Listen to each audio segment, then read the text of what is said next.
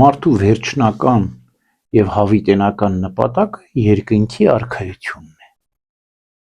Երբ որ Աստված մարդուն ստեղծեց և դրեց դրախտում, դրախտը վերջնական նպատակ չէր։ Դրախտը շատ մոտ էր վերջնական նպատակին։ Երկնքի արքայությունն էր վերջնական նպատակը Ադամի։ Եվ ամեն ինչ պարզ հասարակ ստեղծված էր, կես աստիճան մոտ էր երկնքի արքայությունին Ադամը, մեկ պատվիրան պահելով կարող են մտնել հավիտենական կյանք։ Ամեն պայման ստեղծված էր, որպեսզի մեկ փոքրիկ պատվիրան պահելով որոշակի ժամանակահատվածից հետո մտնի հավիտենական կյանք, երկնքի արքայություն։ Այժմ կյանքում մարդու ոչ մի բան չի փոխվել։ Մարդու կյանքի վերջնական հավիտենական նպատակը երկնքի արքայությունն է։ Եվ այդ երկնքի արքայության նպատակը խիստ իրական է, գործնական է մեր մտքում, մեր սրտում, մեր հոգում, մեր կյանքում, մեր կյանքի տարբեր ժամանակահատվածներում, մանկությունից սկսած մինչև ծերություն։ Երկնքի արքայությունը մեր առջև մեր վերջնական փարոսն է և ներկա իրականությունն է։ Այսպիսի գեղեցիկ հրաշք մարդու կյանքում չկա այլևս։ Մարդը ինչ-որ նպատակ որ դնում է, մի քանի տարի հետո է հասնում այդ նպատակը։ Բայց Քրիստոս ավետիլն ասում է, երկնքի արքայություն ձեր մեջ է։ Եթե դուք չզգաք ձեր մեջ երկնքի արքայությունը, դուք չեք հասնելու երկնքի արքայություն։ Եվ եթե մենք մեր վերջնական ու հավիտենական նպատակը իրականություն ենք դարձնում, ապրում ենք Քրիստոսով։ Երկնքի արքայությունը մեր մտքում է, մեր սրտում է, մեր հոգում է, մեր կենցաղում է, մեր առօրյայում է։ Մենք շնչում ենք և արտաշնչում ենք Քրիստոսով։ Այն ժամանակ կարծես երկրորդ հանգրվանն է գալիս։ Զգում ենք, թե Աստված ինչ առաքելություն է տվել մեզ այս կյանքում։ Ամեն մեկը Աստծուց տրված տաղանդ ունի, շնորհ ունի։ Եթե դու զգում ես երկնքի արքայություն, Աստծո ներկայությունը, անմիջապես բացահայտվում է քո մեջ այդ տաղանդը և կարողանում ես Աստծուն ծառայեցնել, երկնքի արքայությանը ծառայեցնել այդ քո միջի տաղանդը։ Բայց երբ որ դու չես զգում քո մեջ երկնքի արքայություն, հավիտենական կյանքը, անգամ եթե դու տաղանդ էլ ունենաս, իրական չես կարող ռեալիզացնել քո տաղանդը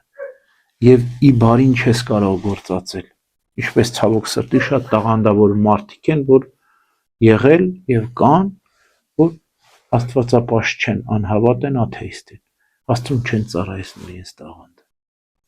Ուրեմն մեր կյանքի իրական նպատակը երկնքի արքայությունը զգալն է, ապրելն է, հանուն երկնքի արքայություն ստեղծագործել, արարել։ Մնացածը ինչ տաղանդ, ինչ առաքելություն որ կա, մեր կյանքում կբացահայտվի։ Պողոս առաքյալը մի շատ լավ խոսք ունի, ասում է. ամեն ինչ փորձեցեք, բարին ամուր պահեցեք։ Չփորձելով չես կարող բացահայտել բարին։ Փորձես, առանց վախենալու։ Աստուծով փորձում ես, այսա բարին էր, սա ամուր պահում եմ և զարգացնում եմ և առաջ եմ գնում դրանով։ Բայց մեր մեջ և մեր առջև սկզբում և վերջում մեր նպատակը պետք է լինի երկնքի արքայությունը։ Մեր մեջ պետք է տեսնենք, մեր առջև պետք է տեսնենք երկնքի արքայություն և ամեն ինչ կընկնի տեղը։ Եվ ինչ էլ մենք անենք, բարի է, հրաշալի է լինելու, սքանչել ու գեղեցիկ է լինելու։ Շատ սուրբեր այս աշխարհում ոչ մի հաջողությունների չեն հասել և չեն էլ ուզեցել հասնեն աշխարհային հաջողություններին, բայց այնպիսի հրաշքներ են գործել այս աշխարհում, այնպիսի սքանչելիք են արել մարդկության համար, դարձել են լույս։ Տեսեք, լույսը ինքը ինչ է, ամենափոքրիկ կետն է տարածության մեջ, բայց ինչքան մեծ գործ է կատարում, լուսավորում է։ Այդպես էլ Քրիստոս ավետարանում ասում է. դուք եք աշխարհի լույսը, լուսատտիկն եք, փոքրիկ, Լուսատատիկն ինչ է։ Միջատ է, միջատ, բայց որ տեսնում ես լուսատատիկ ուրախանում ես։ Այդպես էլ քրիստոնյաներն են։ Փոքրիկ լուսատատիկներ են։ Գիշերվա մեջ լուսավորում են։ Երկնքի աստղերն են, չէ՞։ Աստղն ինչ է երկնքի համեմատում, այն էլ գիշերը, բայց որ երկինքը աստղերով լցվում է, ուրախությունից հիացմունքից չես կարողանում։ Ուրեմն ճիշտ այդպես էլ մենք պետք է դառնանք աշխարհի լույսը։ Եթե աշխարհի լույսը դառնանք, նախ լույս պետք է մեր մեջ կրենք եւ այդպես կլուսավորենք նախ ինքներս մեզ, հետո մոր շրջանապատը եւ այլևս մեր կյանքը իմաստավոր կլինի։ Ինչ էլ անենք, լավն է, բարի է։ Ուրեմն